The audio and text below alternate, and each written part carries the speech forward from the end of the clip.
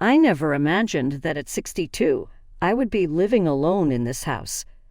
As I ascend the stairs every evening, I can't help but think of all the generations of my family who have done the same thing as I run my fingertips down the sleek wooden railing.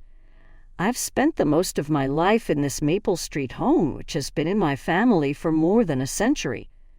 My husband Robert left me for his 25-year-old secretary 20 years ago.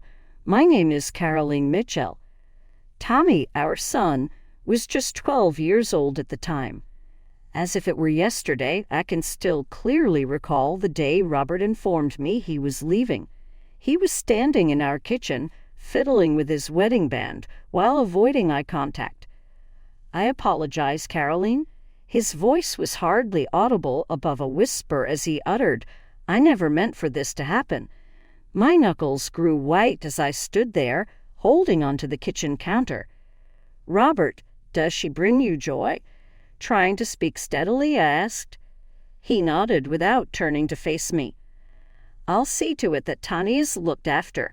I'll make a fair alimony payment." And he fulfilled that pledge. The money came in each and every month. In order to pay for our daily expenditures, I worked extra hours at the marketing agency and saved every cent for Tommy's college fund. Fortunately, the house, my grandmother's last present to me, had already been paid for. Throughout everything, this place has been my fulcrum. On one occasion, filmmakers utilized it for a period piece on the Civil War era, claiming it captured the spirit of the time flawlessly. I was unable to sell it, but the producer offered to buy it for a ridiculous sum of money. There is more to this house than just windows and walls. It's my narrative, my heritage. I put myself into my career and parenting Tommy when Robert left. Having a date, it never seemed right. Every time my coworkers tried to introduce me, I turned them down. I would quip, "My career is my spouse." In actuality, though, I had come to distrust love. My entire existence revolved on Tommy. I saw to it that he had the love, support, and direction he needed. Our daily routines included Sunday movie nights, homework at the kitchen table, and breakfast together every morning. Because of his father's alimony payments, he attended a reputable college and graduated with honors. Last year, I made an effort to be friendly when Tommy brought Amy home from work. Her constant smiles, compliments on the property, and inquiries about family photos gave the impression that she was kind enough. However, something didn't feel right. Perhaps it was the way she always changed the topic when work came up, or the way her grin never quite reached her eyes.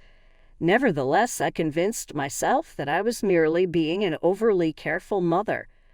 Over supper one evening, Tommy declared, "Mom, we're getting married." I remember forcing a smile and hugging them both, pushing down the nagging feeling in my gut.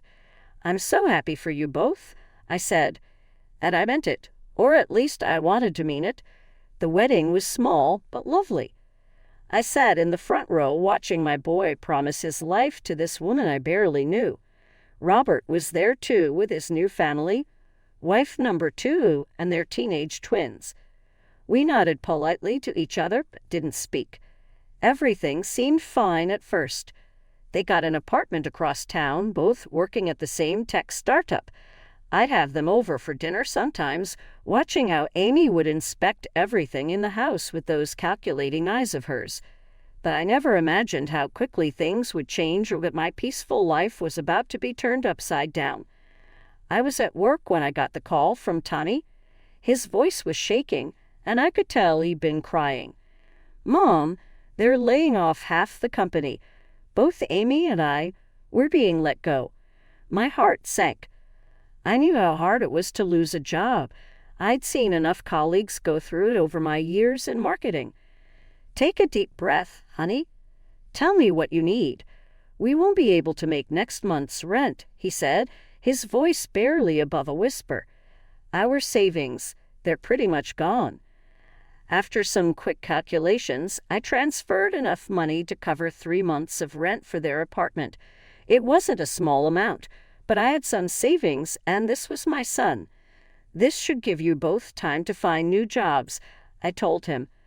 The weeks that followed were a mix of hope and disappointment.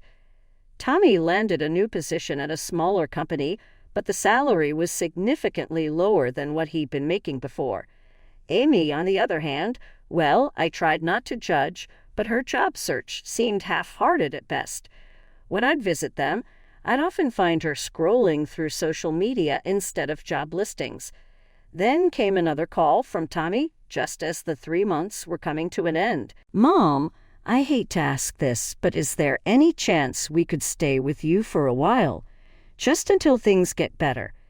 I looked around my big, empty house, thinking of all the unused rooms. "Of course, honey. You know there's always space for you here." They arrived on a Sunday afternoon, their car packed with belongings. As I helped them carry boxes up to Tommy's old room, I couldn't help but notice Amy's eyes darting around the house, taking everything in with an intensity that made me uncomfortable. "Caroline," she said, her voice syrupy sweet, "your room is just gorgeous, and that home office setup, it would be perfect for our workspace while we're job hunting. Maybe Tommy and I could take that room. It's bigger, and since there are 2 of us." "I'm sorry, Amy," I said firmly but politely, "but that's my personal space. I need my office for work, and I sometimes have to take calls late at night. Tommy's old room is quite spacious, and you'll have plenty of storage in the guest room across the hall." Her face fell, and though she didn't say anything, the look in her eyes sent a chill down my spine. She pursed her lips and turned away, dragging her suitcase up the stairs with more force than necessary. Tommy gave me an apologetic smile. "Thanks for this, Mom. We really appreciate it." Life settled into a new routine, or at least that's what I tried to tell myself. Every morning I'd get up at 6 o'clock, make coffee, and head to work. Tommy would leave around the same time for his new job. Amy would still be asleep. I tried not to think about it too much during those first few days. "She's probably still applying for jobs online," I told myself. But as the days went by, a pattern emerged that was impossible to ignore. Each evening, when I returned from work, I'd find her exactly where she'd been that morning, sprawled on my living room couch, phone in hand, surrounded by empty snack bags and coffee mugs. The dishes from her lunch would be piled in the sink, crumbs scattered across my kitchen counter. "How was the job search today?" I'd ask, trying to keep my voice light. "Oh, nothing really suitable for my qualifications," she'd reply without looking up from her phone. 2 weeks passed like this. The house, which I'd always kept immaculate, was starting to show signs of neglect. Dust gathered on the furniture, dishes piled up, and laundry overflowed from the hampers. After a particularly long day at work, I decided it was time for a gentle conversation. We were sitting at dinner, a meal I prepared after cleaning the kitchen first. I cleared my throat nervously. "Amy, honey," I began, keeping my voice as gentle as possible. "I was thinking, since you're home during the day, maybe you could help out a bit with the housework. Just until you find a job, of course." The change in her expression was instant. Her fork clattered against the plate, and her eyes welled up with tears. "I knew it," she cried, turning to Tommy. "I knew she'd try to turn me into her maid. Just because I'm temporarily unemployed doesn't mean I should be your mother's servant." I sat there, stunned. "Amy, that's not what You've been looking down on me since day one," she interrupted, full-on sobbing now. "You think I'm not good enough for your precious son or your precious house?" "Amy, please, I didn't mean—" But she was already pushing back her chair, running from the table with dramatic flair. Tommy stood up, his face dark with anger. "Mom, I can't believe you'd be so cruel to Amy. She's going through a really tough time right now." After that night, things got even worse. I still did all the cooking and cleaning, while they ordered takeout and left their empty containers wherever they finished eating. Out of habit, or maybe hope, I'd still call them to join me for dinner when I cooked. They'd come down, eat without a word, and leave their dirty dishes on the table. The weeks dragged by, each day feeling longer than the last. The sound of the TV from the living room had become a constant backdrop to my home life, along with the gentle tap-tap of Amy's fingers on her phone screen. Tried to stay out of her way, spending more time at the office than necessary, but the situation weighed heavily on my mind. One morning, during our weekly department meeting, our HR director mentioned they were looking for an office manager. My ears perked up immediately. "What's the starting salary?" I asked as casually as I could. $45,000 to start, she replied, "but there's room for growth. We promote from within whenever possible." I thought about Amy's resume. She had a business degree and had worked in administration before. This could be perfect. I spent my lunch break drafting a careful text to Amy about the position, but then deleted it. This was the kind of news better delivered in person. I left work early that day, my heart light with hope. Maybe this could be the solution to our problems. I found Amy in her usual spot on the couch, scrolling through her phone. A half-eaten bag of chips lay on the coffee table, crumbs scattered across the surface. "Amy," I said, trying to keep my voice bright and encouraging, "I have some good news. There's an opening at my company for an office manager. It's entry level, but there's real potential for advancement. The starting salary is decent, and I could drive you to work. We could commute together." She shot up from the couch, sending the chip bag flying. "Are you serious right now? An office manager. Do you know what my qualifications are?" I just thought. "You thought what?" "That I'd be happy to fetch coffee and organize paper clips." Her voice was rising with each word. "I have a business degree. I was a project coordinator." "Amy, please, I didn't mean—" "Oh, I know exactly what you meant." She was practically shrieking now. "You think I'm a freeloader. You think I'm lazy. You can't stand the fact that I'm not working, so you're trying to force me into some degrading position." Just then, Tommy walked through the front door, his timing impossibly bad. "What's going on?" he asked, looking between us. Amy rushed to him, tears streaming down her face. "Your mother just insulted me again. She thinks I'm a freeloader. She's trying to force me to take some menial job as an office manager." I stood up, my hands shaking. "Tommy, that's not true. I was just trying to help. There's an opening at my company, and I—" "Mom, stop." Tommy's voice cut through the room like a knife.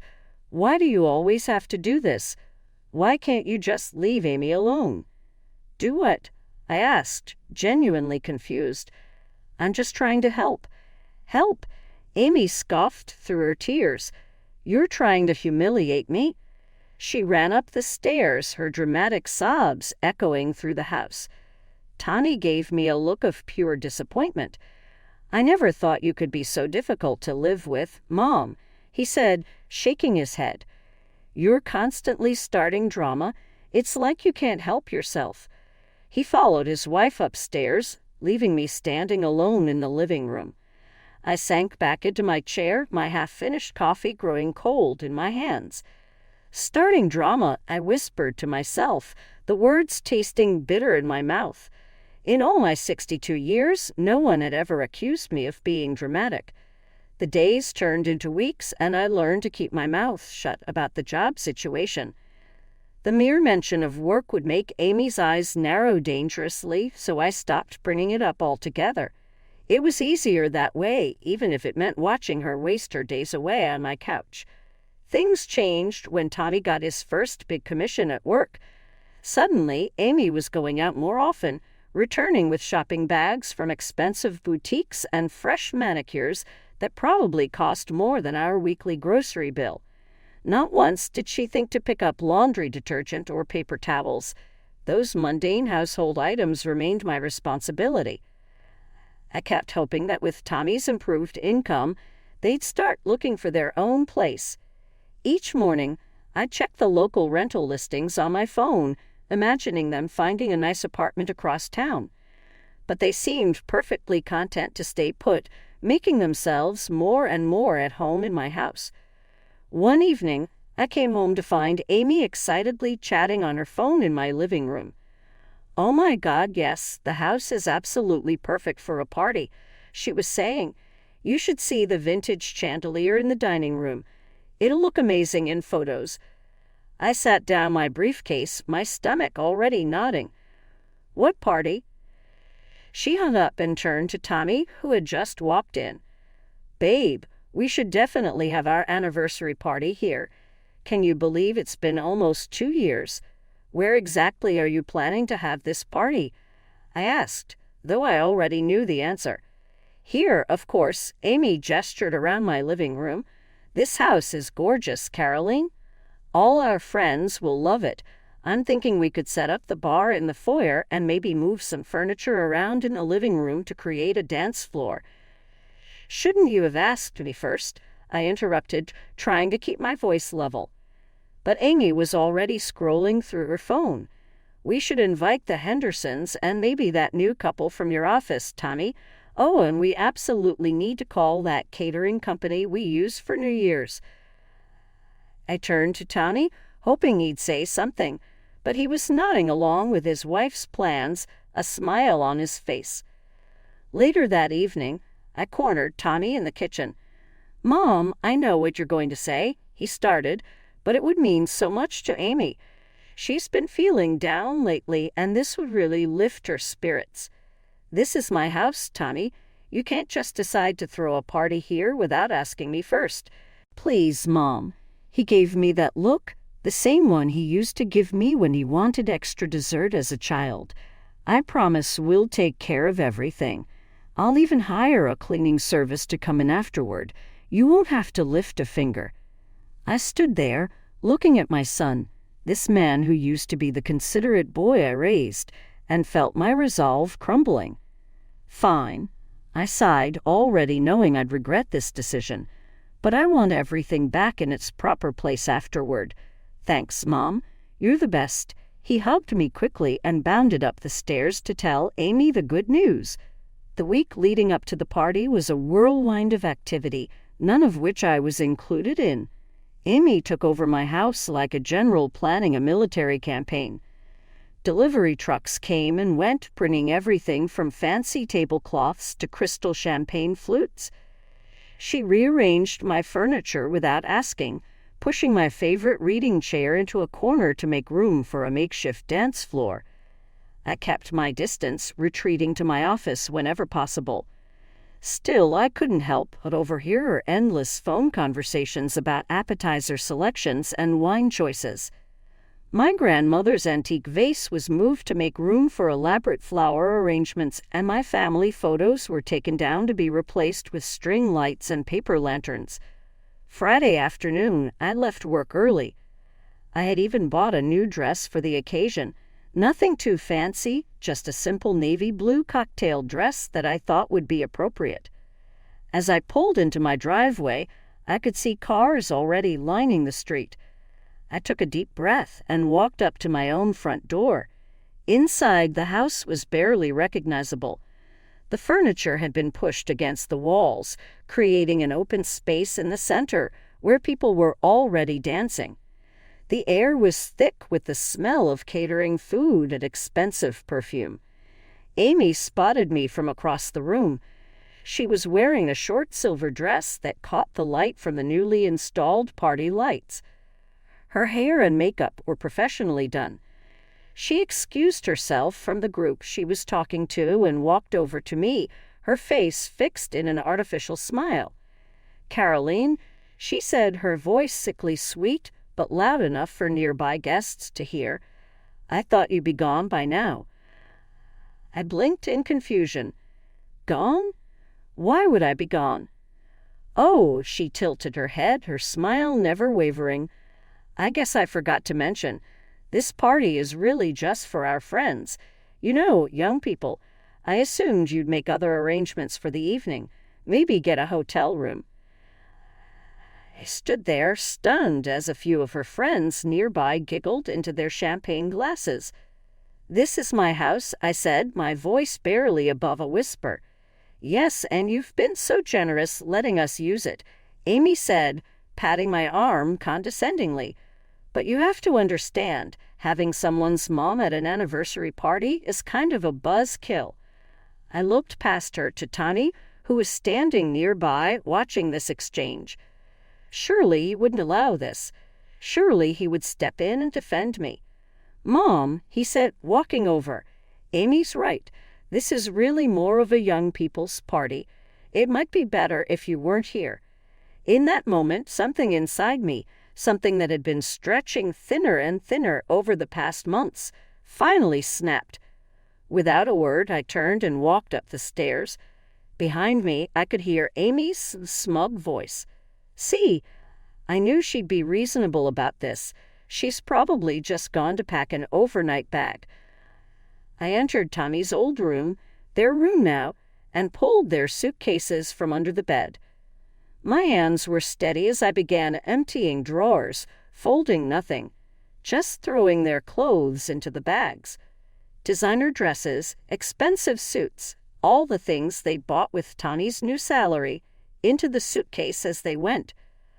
I stripped the bed, wrapped their toiletries in a towel, and added those too. The music thumped below as I dragged the heavy suitcases down the stairs, one in each hand. The sound of them bumping against each step drew everyone's attention. The crowd parted as I entered the living room, faces turning from their conversations to watch the scene unfold. "Mom," Tommy's voice cracked. "What are you doing?" I dropped the suitcases in the middle of the makeshift dance floor. "You're leaving now. The party's over." Amy's face contorted with rage. "What the hell do you think you're doing?" She screamed, "You can't do this. This is my house." I said, my voice deadly calm, "You have exactly 5 minutes to leave before I call the police and have you removed for trespassing." "Mom, come on." Tommy laughed nervously. "You're joking, right?" I pulled out my phone. 4 minutes. The guests began shuffling toward the door, muttering among themselves. Some were already calling Ubers. "You deranged old fool." Amy stepped toward me, her finger pointed at my face. I moved so quickly it surprised even me, closing the distance between us until we were nose to nose. "Call me one more name," I said, my voice low and dangerous, "and I'll show you exactly how much fight this old fool has left in her. Try me." The color drained from Amy's face. She stumbled backward, grabbing the nearest suitcase. Tommy stood frozen for a moment before reaching for the second bag. "Mom," he started. "Get out." They walked to the door, Amy still muttering curses under her breath. Tommy looked back once, but I had already turned away, beginning to take down the tacky decorations they'd hung on my walls. After they left, I surveyed the abandoned party scene. Tables loaded with untouched food, half-empty champagne glasses, scattered everywhere. My grandmother's vase was thankfully still intact. I began boxing up the catering trays. The local homeless shelter was still open. At least some good could come from all this food. The weeks after the party passed quietly, too quietly, perhaps. But after months of chaos, the silence in my house felt like a blessing.